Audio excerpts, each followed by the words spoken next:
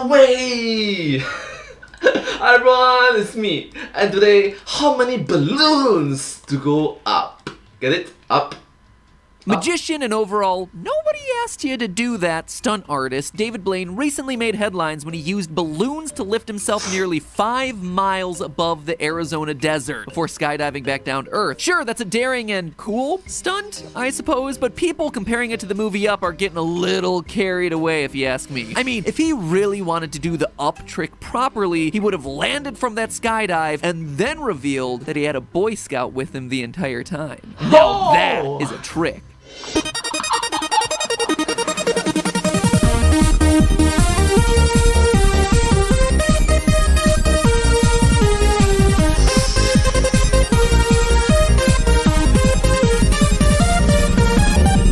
Hello Internet, welcome to Film Theory. Hello Internet, welcome to Film Theory. Hello.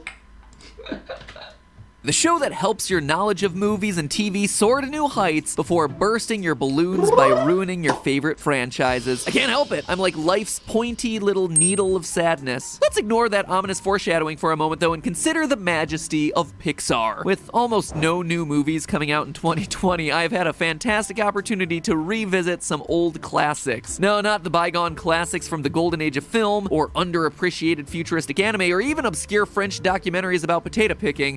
You will always remain in my watch later playlist. No, I've been watching old Pixar movies. Haven't exactly kept my love of Pixar a secret on this channel, but sometimes it can be tricky to talk about their movies. I've actually wanted to make a theory about Up for a long time, but every time I start to watch the movie, I get so dehydrated from weeping after that first 10 minutes that I have to stop. If you've never made it past those first 10 minutes either, let me spoiler alert summarize the movie so we can get on with today's theory, shall we? In Up, an old man named Carl uses balloons to fly his and his late wife's house to their dream adventure destination of Paradise Falls in South America, along with an annoying Boy Scout and a talking dog. Wow, it is a remarkably easy movie to summarize. Now, the obvious theory about Up is about whether you can actually make a house fly with balloons. And while a number of videos have attempted to answer this, even going so far as to build a miniature of Carl's house and fly it, I've never been satisfied with the answer, or the methodology, or the math that's been used, and I've also been left unsatisfied when everyone fails to answer the other obvious question here. Even if you do manage to get the house in the air, is there any chance that it could possibly make it to another continent? I guess when you want something done right, you have to do it yourself. And that, my friends, is the plan for today's theory. So my friends, strap in like David Blaine, because today we're going up, up, and away. The first question that we have to dig into is the obvious one. Whether Carl could actually have floated his house using balloons as we see in the movie. And Different Carl.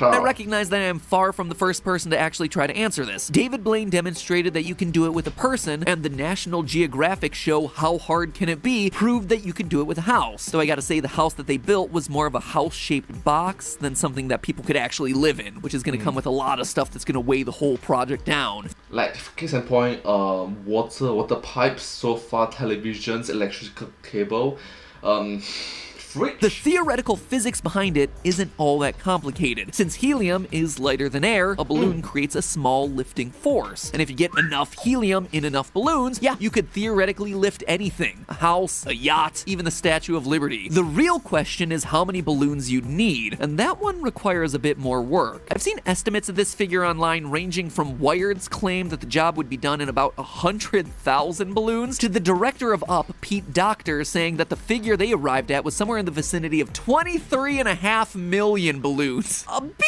of a difference. There's a, margin of error. Nice try there, guys, but here on Film Theory, you only get partial credit if you don't show your work. So I wanted to do the math for myself, along with a bit of testing from our pal Austin over on the Science on Game Theory. First question, how much does Carl's house weigh? There are actually a lot of considerations depending on the materials that you use to make the house, but generally speaking, older houses are made from heavier materials. Carl and Ellie renovate a house known as a Queen Anne style house, which are what you'd think of as your classic Victorian houses. It's quite classic, I've got to agree with you.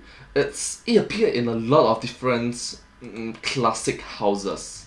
Think high-pitched roofs, tower structures or bay windows, and porches with ornate lattice work called gingerbread trim. We can also see that Carl's house has a heavy slate roof. That's why you're getting that scalloped pattern up there on the top of the building. This house was probably built in the early 20th century at the latest, given that it was falling apart when Carl and Ellie meet in it in 1939. According to one construction company, a good estimate for the weight of a two-story house like Carl's is 275 pounds per square foot, though we have to subtract the weight of the house's foundation from that because when the house lifts up, you don't see the foundation coming with it. Luckily, the up house now exists. A replica was actually built in the suburbs of Salt Lake City, Utah, and covers 2,800 square feet. So even if we imagine it having a heavy foundation of 200,000 pounds or 91,000 kilograms, we've still got ourselves a weight of 570,000 pounds, 260,000 kilograms that we need to lift using nothing but balloons. So as you can imagine, we're gonna need a lot of balloons. So that leads us to our second question: how much weight can a helium balloon lift? Obviously, this question depends on the kind of balloon. Both Mr. Street Magic and the people of National Geographic opted for big meteorological balloons. But if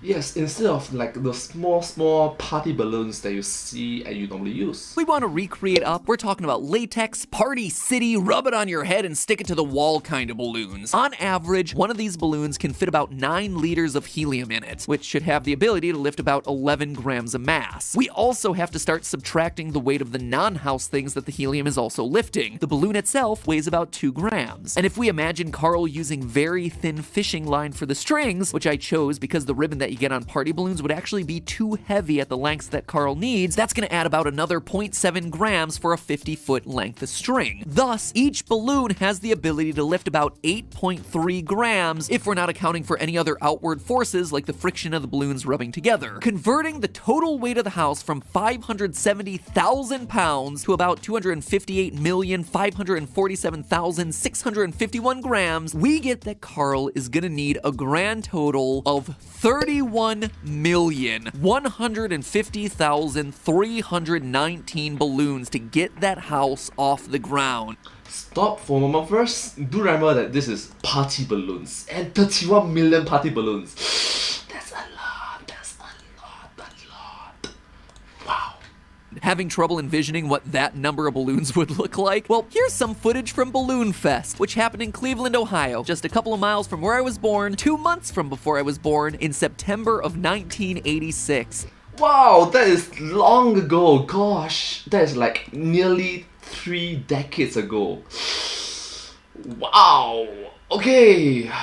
Man, things have changed. In an attempt to break the Guinness World Record for the most balloons released at one time. What you're seeing in that news coverage right there is 1.5 million helium balloons. So Party balloons. Carl's house would need that times 20, probably blocking out the sun in the process. Also, did Cleveland's Balloon Fest have as nice of an ending as Up? Nope. Guinness refused to recognize it as a world record, and the balloons hampered a search and rescue mission for 2 lost fishermen who wound up dead. Classic Cleveland pulling a Cleveland. It's not funny that people died at all. It's just such a Cleveland move. I love you guys. We originated the Rock and Roll Hall of Fame and the ability to set rivers on fire because they're so polluted. I'm originally from Cleveland, so I'm allowed to make that joke, but Cleveland is like the double Baltic of cities. I love you, Cleveland, so much. Okay, so theoretically, you can lift your house into the sky if you have 30 million spare balloons lying around, but theoretically speaking, that still doesn't confirm the events of the film because we have to answer our other major question here. Could Carl really fly the house to Paradise Falls? Unfortunately, when you have 30 million balloons attached to your house, shower curtain isn't gonna be super effective at steering it. It's like trying to steer your car by sticking your arm out the window.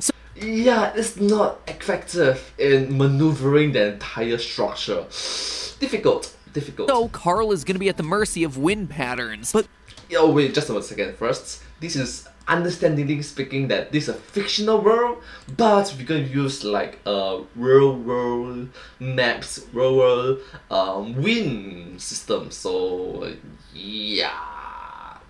Sorry. There is some indication that the wind might actually end up blowing Carl's house toward Paradise Falls. Paradise Falls as a location doesn't really exist in real life, but it's based on Venezuela's Angel Falls, the tallest waterfall in the world. It's unclear where in the United States Carl is from, but from anywhere in the lower 48, he's gonna be needing to be blown south and east, landing somewhere near the equator. The eastern direction for weather is pretty typical. North of 30 degrees latitude, which is pretty much all of America, the predominant wind pattern is the subtropical jet stream, which blows from west to east opposite the direction that the Earth is spinning. In order to go south, the house needs to get caught up in what's called a Hadley cell, which is a rotating mass of air that occurs between the equator and about 30 degrees latitude. Air from the equator heats up, rises high in the atmosphere, and moves towards the poles, at which point the air cools down, sinks, and moves back toward the equator. It's certainly lucky for Carl's house to end up around Paradise Falls, but when you look at the weather patterns, it's not impossible. And if you think it's impossible for helium balloons to travel that kind of distance, there's actually anecdotal evidence to suggest otherwise. In 2013, a British student released helium balloons with letters attached to them into the sky, only to have one recovered in Australia over 10,000 miles away. So who knows? Maybe that thunderstorm in the movie blew Carl's house right into the Hadley cell it needed to land it right at Paradise Falls' feet.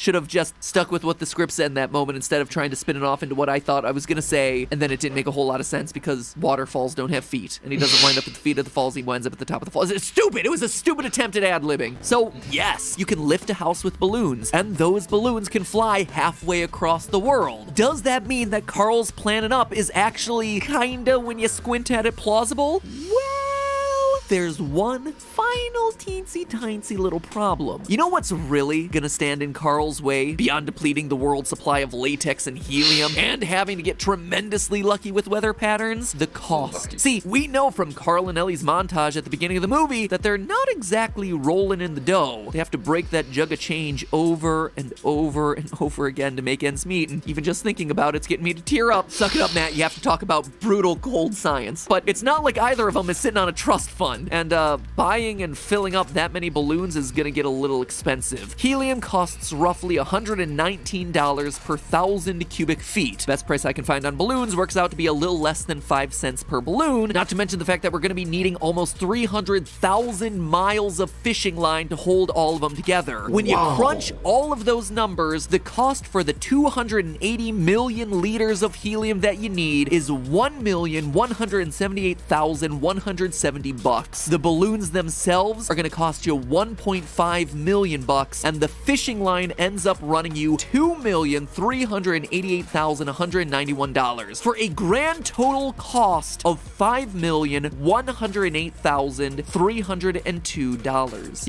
USD. You can't put a price on a meaningful romantic gesture, but if it costs you $5.1 million, maybe look into buying some nearby real estate instead. And before any of my billionaire viewers out there get the idea that they could just do this themselves, consider the following. If it takes you 10 seconds to blow up and tie each of those balloons, you'd need to spend almost 10 years non-stop inflating balloons to pull off the stunt. Sorry to burst your balloon, but hey, that's just a theory. A film theory. And if you enjoyed this episode, make sure you hit that subscribe button. We just crossed the amazing milestone of 9 million subscribers, and we're 1 million away from getting that diamond play button. Guys, it would validate this channel so much. So please, if you're not subscribed, consider hitting that subscribe button. It doesn't really do a whole lot to change how you engage with YouTube in general, so help out the channel at no cost to yourself. And honestly, if you enjoyed this video, we got tons more like it on the channel, and we got a lot more coming down the way to wind up 2020. So the year might suck, but hopefully these videos make you feel a little bit happier, give you a little bit of a distraction, help remind you of movies that are out, and might make you feel a little bit better about life. So hit the subscribe button. Thank you so much, and don't forget to ring the notification bell as well. Thank you. We're here for you. We appreciate it when you're here for us. I'll see you all next week. Alright, I'm gonna see the meme at the end of it. I'm so sorry. Give me a moment. I'm hitting that balloon. But hey, that's just still a better love story than any love story. Oh my gosh! Oh, that is so true.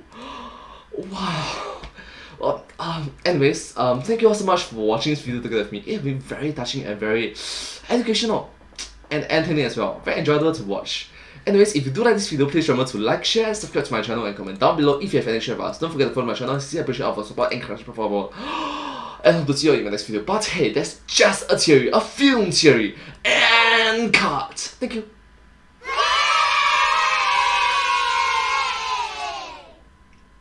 And I hope to see you all in my next video. Bye! But seriously, the love story is just brilliant.